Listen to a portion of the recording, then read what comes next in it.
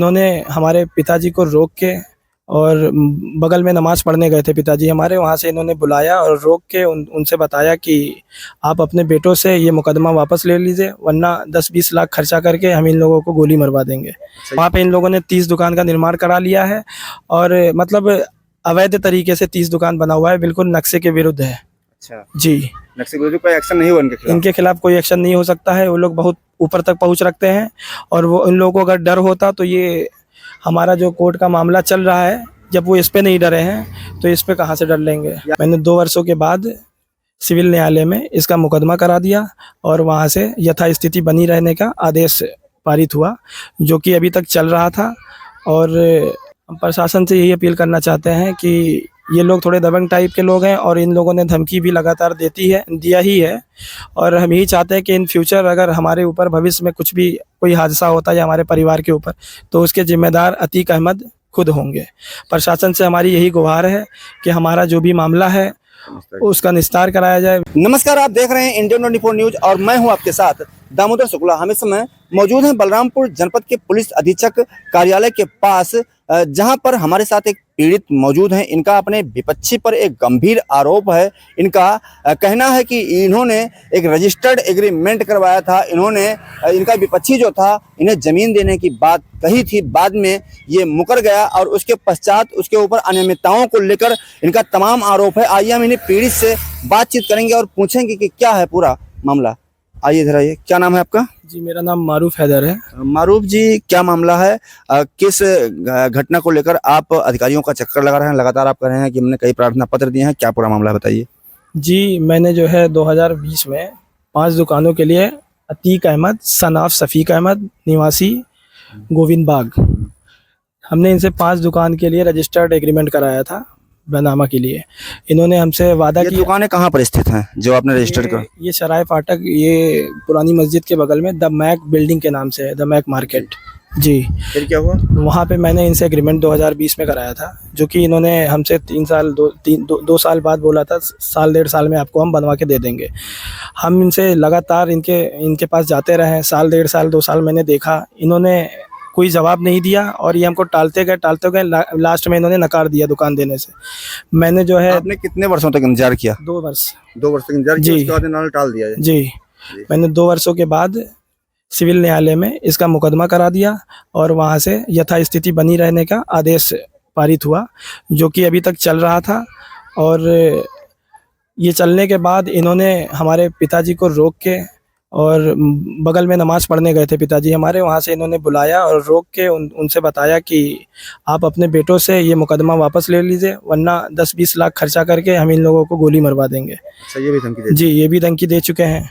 आप जब civil court में मुकदमा किए, सिविल कोर्ट ने यथास्थिति बरकरार रखने के लिए कहा था, फिर ऐसी क्या स्थिति आ गई मारूफ जी कि मौके पर लगातार निर्माण चलता रहा और कोई अड़चन नहीं आई? किस तरह से बिल्डिंग बनके तैयार हो गई? अभी तो मौके पर आप बता रहे हैं कि बिल्डिंग बनी खड़ी हुई है, कैसे बनके तैयार हो गई, कैसे बन गया और ये कोर्ट के आदेश को भी दरकिनार कर दिया गया? ये सब बहुत दबंग टाइप के लोग हैं और इनकी पहुंच बहुत ऊंची तक है। ये लोग जो है लगातार, हमने जो है इसका पैरवी भी किया, जाते रहे हम, लेकिन कोई हमको उसमें वो नहीं मिल पाया। अभी 1.5-2 महीने पहले की बात है, हमने एसडीएम सर के पास जाके एक प्रार्थना पत्र दिया, जिसके विरुद्ध उन्होंने इसको फॉरवर्ड किया नगर कोतवाली में और कोतवाल सर ने जो है इस पर एक्शन लिया। बीच में काम बंद हो गया, 1-1.5 महीने बंद था, कल से काम ये लोग फिर चालू कर लिए हैं और इन लोगों को मतलब कोई डर ही नहीं है। ये लोग दबंग टाइप के लोग हैं और इनका जो है भूमाफिया भी है। इनका हाल ही में जो है इन लोगों ने प्लाटिंग किया है, वहाँ पे इन्होंने मंदिर के ज़मीन पे ही रास्ता बना दिया है।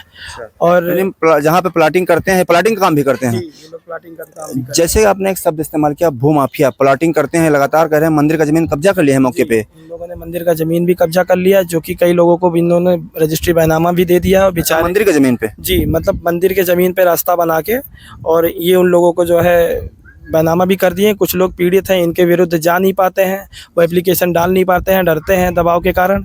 लेकिन वहाँ पे रास्ता बंद है प्रेजेंट टाइम में, वहाँ पे एक्शन हुआ है मंदिर वालों की तरफ से और रास्ता भी बंद कर दिया गया है। कुल मिला के कहने का मतलब ये है कि इन लोगों की पहुँच बहुत ऊँचे तक है और ये लगातार हमको धमकी भी देते रहते हैं और ना हमारी कोई सुनवाई हो रही है। और हम प्रशासन से ये गुहार लगाते हैं कि जो है भविष्य में अगर हमारे ऊपर कुछ होता है या हमारी फैमिली के ऊपर, तो इसके जिम्मेदार खुद अतीक अहमद, सन ऑफ शफीक अहमद। और इन लोगों ने जो है प्रेजेंट टाइम में जिस मार्केट में हमको दुकान दिया है, उसमें हमने पता किया है, वहाँ पे इन लोगों ने 10 दुकान का नक्शा पास कराया है, अवैध तरीके से 30 दुकान उसमें निर्माण कराया अच्छा, है। ये भी अनियम तक रहा है। जो दुकान आपने लेने की बात कही थी, वहाँ पे इन्होंने निर्माण कराया था दुकान का। जी। मौके पे नक्शे में, नजरी नक्शे में कितना पास था? 10 दुकान का पास था। 10 दुकान का निर्माण कितने दुकान का हुआ मौके पे? वहाँ पे 29-30 दुकानें हैं 30 दुकानें हैं। जी। वहाँ पे इन लोगों ने 30 दुकान का निर्माण करा लिया है, और मतलब अवैध तरीके से 30 दुकान बना हुआ है, बिल्कुल नक्शे के विरुद्ध है। अच्छा, जी।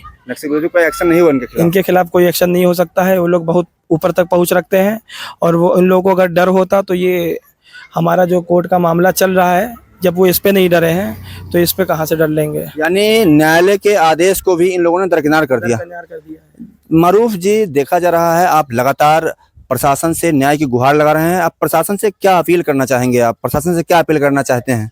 हम प्रशासन से यही अपील करना चाहते हैं कि ये लोग थोड़े दबंग टाइप के लोग हैं, और इन लोगों ने धमकी भी लगातार दिया ही है, और हम यही चाहते हैं कि इन फ्यूचर अगर हमारे ऊपर भविष्य में कुछ भी कोई हादसा होता है या हमारे परिवार के ऊपर, तो उसके जिम्मेदार अतीक अहमद खुद होंगे।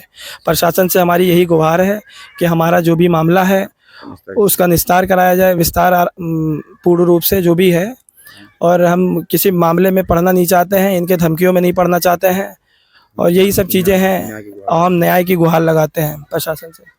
तो आपने देखा, ये हमारे साथ एक पीड़ित मौजूद थे। अब हम आपको लगातार ये बताते नजर आ रहे हैं कि जिस तरह से यूपी के सीएम योगी आदित्यनाथ लगातार गुंडे और माफियाओं पर कार्रवाई करने के लिए तत्पर दिखते हैं। उनका कहना है कि उत्तर प्रदेश से गुंडे और माफियाओं का सफाया किया जाएगा।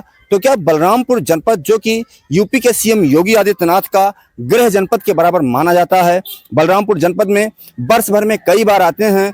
यहाँ से मात्र मुख्यालय से 30 किलोमीटर की दूरी पर इसे देवी पाटन मंदिर में वो विश्राम करते हैं, अधिकारियों के साथ समीक्षा बैठक करते हैं, बलरामपुर में जो लंबित मामले हैं उसको निस्तारित करने की बात करते हैं। तो क्या बलरामपुर जनपद के मुख्यालय पर यह मामला लंबित है? और इनका यह भी गंभीर आरोप है कि जो इनके विपक्षी हैं वो इस दबंग प्रवृत्ति के हैं कि मात्र 10 दुकानों का नक्शा बनवा के, नजरी नक्शा बनवा के इन्होंने 30 दुकानों का निर्माण किया है। अब वो किसके सह पर और किसके द्वारा पोषित हैं जो इस तरह का कृत्य कर रहे हैं? इसी के साथ साथ जो सिविल कोर्ट का स्थगन आदेश था उसको भी दरकिनार कर दिए, और न्यायालय के भी विरुद्ध जा रहे हैं। इनको इनका संरक्षणदाता कौन है, और इनको इस तरह करने का आदेश कौन देता है?